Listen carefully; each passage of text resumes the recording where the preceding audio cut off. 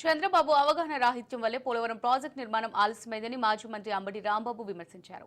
పోలవరంపై చంద్రబాబు అసత్యాలు మాట్లాడుతున్నారని, diaphragm wall కొట్టుకుపోవడానికి అసలు కారణం ఎవరంటూ ప్రశ్నించారు. కాఫర్ డ్యాం నిర్మించకుండా డయాఫ్రమ్ వాల్ కడతారంటూ నిలదీశారు. చంద్రబాబుకు పోలవరం ఏటీఎం అని ప్రధాని మోదీ ఆనాడు అనలేదా అని గుర్తు చేశారు.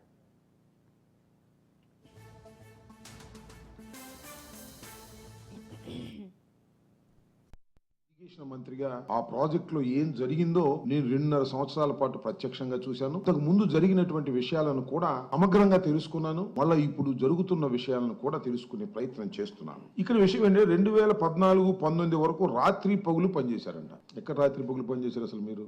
2014లో రాష్ట్రం విడిపోయిన తర్వాత మీరు కొంతకాలం పనులే చేయలే, బేరసారాలు ఆడారు. కేంద్రం చేయవలసినటువంటి ప్రాజెక్టుని టోటల్గా కేంద్రం తీసుకోవాలి, కేంద్రమే ఖర్చు పెట్టాలి, కేంద్రమే చేయాలి. అలాంటి ప్రాజెక్టుని మీరొద్దు మేము చేస్తామని చెప్పి బతిమలాడి బామాలి తీసుకున్నారు మీరు. అది చరితాత్మకమైన తప్పిదం మీరు చేశారు. అదేమంటే స్పిల్ గేట్లు మేమే అమర్చామని చెప్పారు. స్పిల్వే గేట్లు ఉంటాయి కదా, ఆ గేట్లు మేమే అమర్చామని చెప్పారు. అసలు స్పిల్వేనే మొత్తం పూర్తి చేయలేదు మీరు. గేట్ల సంగతి దేవుడు ఎరుగు. స్పిల్వే టాప్ అసలు పూర్తి కాల. స్పిల్వే గేట్లు మేము అమర్చాం. వైఎస్ఆర్ కాంగ్రెస్ పార్టీ అధికారంలోకి వచ్చిన తర్వాత అమర్చాం.